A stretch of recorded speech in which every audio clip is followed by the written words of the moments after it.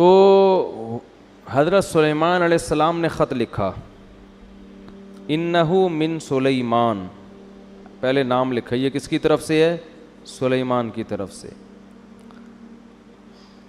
وَإِنَّهُ بِسْمِ اللَّهِ الرَّحْمَنِ الرَّحِيمِ، اور اس کا مضمون یہ ہے، اللہ کے نام سے شروع کرتا ہوں جو بڑا مہربان اور نہایت رحم کرنے والا ہے۔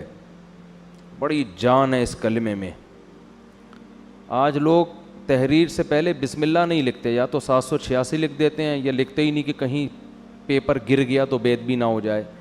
یہ وہمی ہونے کی علامت ہوتی ہے۔ اتنا زیادہ ادب تمیز کہ آپ کوئی کام ہی چھوڑ دیں، پھر تو کہیں بھی نہیں لکھنا چاہیے، پھر تو قرآن میں بھی نہیں لکھنا چاہیے۔ کئی بعض دفعہ قرآن انسان کے ہاتھ سے غلطی سے گر جاتا ہے، اللہ تعالیٰ حفاظت میں رکھے۔ تو اتنا زیادہ نہیں مسلط کرنا چاہیے اپنے آپ کو، اپنے اوپر ان چیزوں کو۔ ادب ایک حد تک ہو تو ٹھیک ہے، اس سے آگے بڑھے گا تو ٹینشن کے علاوہ کچھ بھی حاصل نہیں ہوگا۔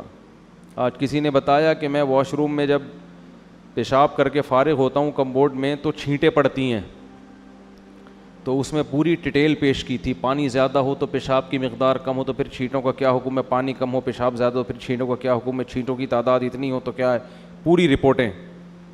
میں نے بولا بھائی تو استنجا کر کے پتلی گلی سے نکل جائے کر، تھوڑا احتیاط کرو کہ چھینٹیں نہ پڑیں، باقی اتنا رپورٹ پیش کرنے کی ضرورت نہیں ہے۔ پتلی گلیاں کیوں بنائی جاتی ہیں بھائی؟ اس لیے تو بنائی جاتی ہیں، اگلے نے بھی انتظار کر رہا ہے، وہ باہر کھڑا ہوا، اس کی چھینٹوں کا، اس کا تو سب کچھ حساب کتاب جو ہے نا وہ اس کی پینٹ میں ہو جائے گا تمہاری چھینٹوں کے چکر میں۔ تو مسلط کر لیتے ہیں اپنے اوپر، تو بعض لوگ ادب تمیز کو مسلط کر لیتے ہیں بہت زیادہ۔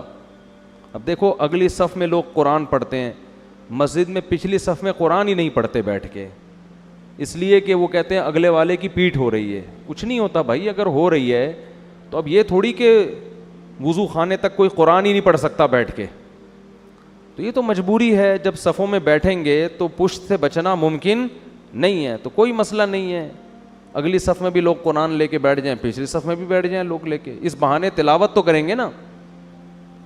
ہاں جان جان کر بے ادبی کرنا یا وہ طریقہ اختیار کرنا جس میں واضح توہین ہو، یہ جائز نہیں ہے۔ تو ہمارے ہاں عربوں میں ایسا ہوتا ہے کہ پچھلی صفوں میں بھی لوگ قرآن پڑھتے ہیں، ادھر انڈیا پاکستان میں ہوتا ہی نہیں ہے، قرآن کی تلاوت ہی نہیں ہوتی مسجدوں میں اس چکر میں۔